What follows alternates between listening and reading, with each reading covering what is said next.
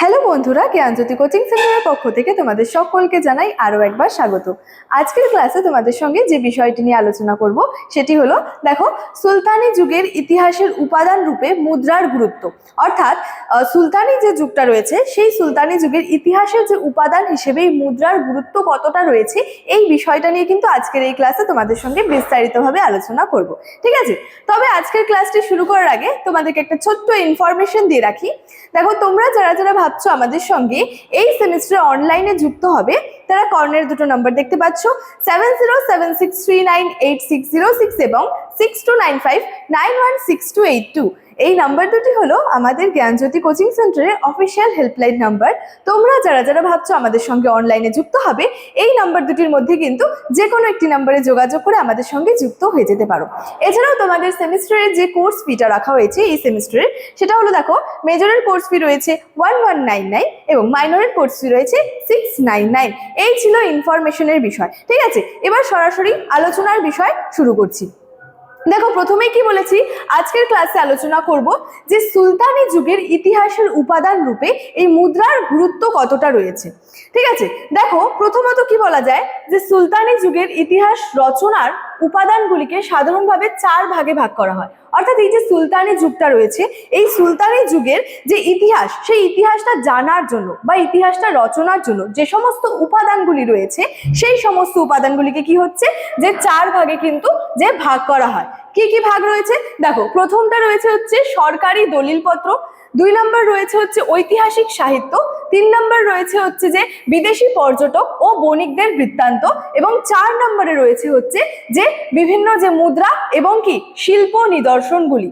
অর্থাৎ আমরা কি দেখতে পাচ্ছি, সুলতানি যুগের ইতিহাসটা রচনার ক্ষেত্রে বা ইতিহাসটা জানার ক্ষেত্রে কিন্তু যে উপাদানগুলি রয়েছে, সেই উপাদানগুলি 4টি ভাগে বিভক্ত রয়েছে। একটা হচ্ছে সরকারি দলিলপত্র, 2 নম্বরে রয়েছে হচ্ছে যে ঐতিহাসিক সাহিত্য, 3 নম্বরে রয়েছে বিদেশি পর্যটকদের যে বৃত্তান্তগুলি রয়েছে সেই সমস্ত বৃত্তান্ত, এবং 4 নম্বরে রয়েছে হচ্ছে মুদ্রা এবং বিভিন্ন কি শিল্প নিদর্শন। ঠিক আছে, আচ্ছা, এবার আমরা দেখবো যে মুদ্রার গুরুত্বটা কি রয়েছে। প্রথমত আমরা জানলাম সুলতানি যুগের ইতিহাস জানার জন্য যে উপাদানগুলি রয়েছে সেই উপাদানগুলি কয় ভাগে বিভক্ত। এবার আমরা জানবো যে এই যে মুদ্রা রয়েছে, এই মুদ্রা বা কয়েন্সের গুরুত্ব কি রয়েছে বা গুরুত্ব কতটা রয়েছে। দেখো, বলেছে ইতিহাস রচনার উপাদান রূপে মুদ্রার গুরুত্ব কিন্তু অনস্বীকার্য। অর্থাৎ এই যে সুলতানি যুগের ইতিহাসটাই হোক বা কোনো যুগের একটা ইতিহাস জানার জন্য কিন্তু এই মুদ্রাগুলিরও কিন্তু যথেষ্ট গুরুত্ব রয়েছে। ঠিক আছে, মুদ্রাগুলি কিন্তু খুবই গুরুত্বপূর্ণ ভূমিকা কিন্তু পালন করে থাকে।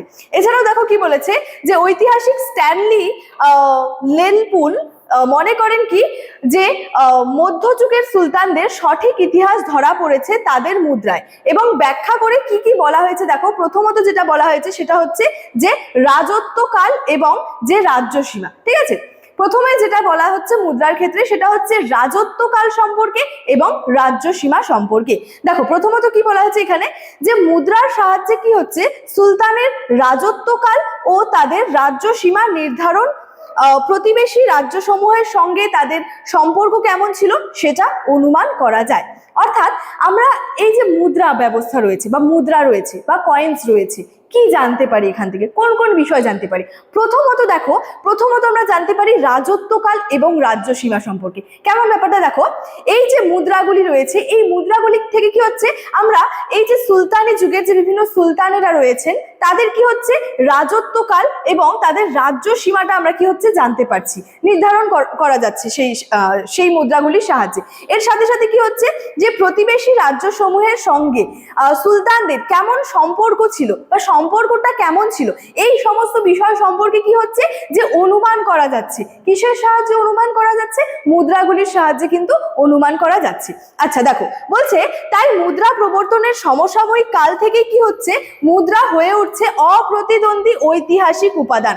অর্থাৎ মুদ্রা থেকেই আমরা কি হচ্ছে বিভিন্ন তথ্যগুলি সম্পর্কে জানতে পারছি, কোন সুলতানের রাজত্বকাল সম্পর্কে জানতে পারছি, তার রাজ্য সীমা সম্পর্কে জানতে পারছি, এছাড়াও প্রতিবেশী যে রাজ্যগুলির সঙ্গে তাদের সম্পর্কটা কেমন ছিল, এই সমস্ত বিষয়গুলো সম্পর্কে কিন্তু আমরা জানতে পারছি এই মুদ্রাগুলি থেকেই। আচ্ছা, এই মুদ্রাগুলির মধ্যে আরো কি কি রয়েছে দেখো, বলেছে যে ইতিহাসের তথ্য যাচাই। ঠিক আছে, এখানে বলা হচ্ছে দেখো যে ইতিহাসের তথ্য যাচাই, মধ্যযুগের ইতিহাসের লিখিত উপাদানের স্বল্পতার পরিপ্রেক্ষিতে কি হচ্ছে, মুদ্রা থেকে প্রাপ্ত তথ্য দ্বারা লিখিত উপাদানের সত্যাসত্য যাচাই করা সম্ভব হচ্ছে এবং তাই মধ্যযুগের ইতিহাস রচনার একটি অবিচ্ছেদ্য অঙ্গ হলো এই মুদ্রা। তাহলে মধ্যযুগের ইতিহাসটা জানতে গেলে আমাদেরকে কি হচ্ছে, মুদ্রার উপর কিন্তু অনেকটাই নির্ভরশীল হয়ে থাকতে হচ্ছে। কারণ আমরা কি হচ্ছে, মধ্যযুগের ইতিহাসটা কিন্তু সেই সময়কার মুদ্রাগুলি থেকেও কিন্তু জানতে পারি বিভিন্নভাবে। মানে মুদ্রা থেকে কি হচ্ছে, এই যে মধ্যযুগের ইতিহাসটা,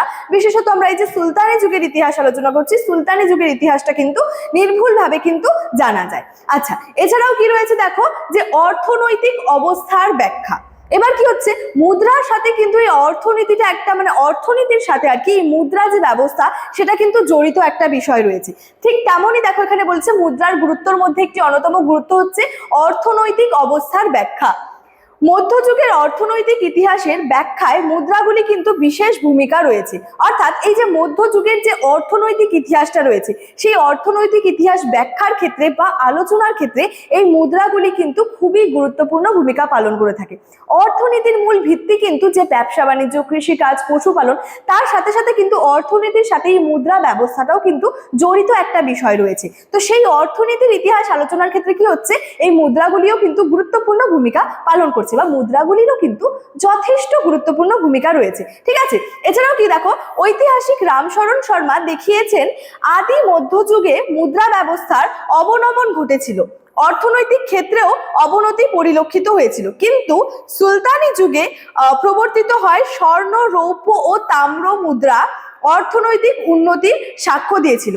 দেখো এই ক্ষেত্রে ঐতিহাসিক যে ছিলেন একজন রামশরণ শর্মা, তিনি কি বলেছেন বা তিনি কি দেখিয়েছেন, যে আদি মধ্যযুগটা যে ছিল সেই সময় কি হয়েছিল, এই যে মুদ্রা ব্যবস্থা ছিল, এই মুদ্রা ব্যবস্থার কিন্তু অবনমন ঘটেছিল, অর্থনৈতিক ক্ষেত্রেও কিন্তু এই অবনমন বা অবনতিটা কিন্তু ঘটেছিল।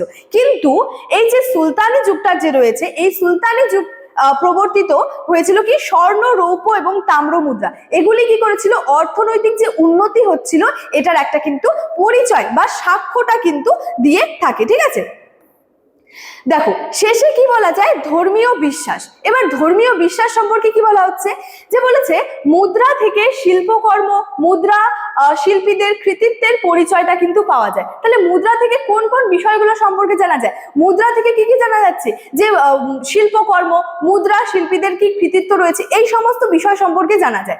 এছাড়াও সুলতান বা রাজার মানে রাজার যে আরাধ্য দেবদেবীর প্রতিকৃতি মুদ্রায় কিন্তু মুদ্রিত হতো এবং এ থেকে কি হচ্ছে, সুলতান ও রাজাদের ধর্মীয় বিশ্বাসের কথাটা কিন্তু জানা যায়।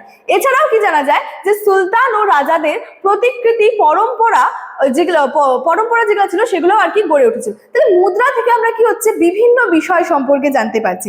সুলতানি যুগের ইতিহাস রচনার ক্ষেত্রে কিন্তু এই মুদ্রাগুলি কিন্তু খুবই গুরুত্বপূর্ণ এবং মুদ্রাগুলির গুরুত্ব কতটা রয়েছে সেই সমস্ত বিষয়গুলি নিয়েই কিন্তু আজকের ক্লাসে তোমাদের সঙ্গে আলোচনা করলাম এবং আজকে আমার আলোচনার বিষয় কিন্তু এতটাই ছিল। ইনফরমেশন যেটা রয়েছে সেটা কিন্তু ভিডিওর শুরুতেই আলোচনা করে রেখেছিলাম। চলো আজকের ক্লাস এতটাই, দেখা হচ্ছে পরবর্তী ক্লাসে। Thank you so much, thanks for watching.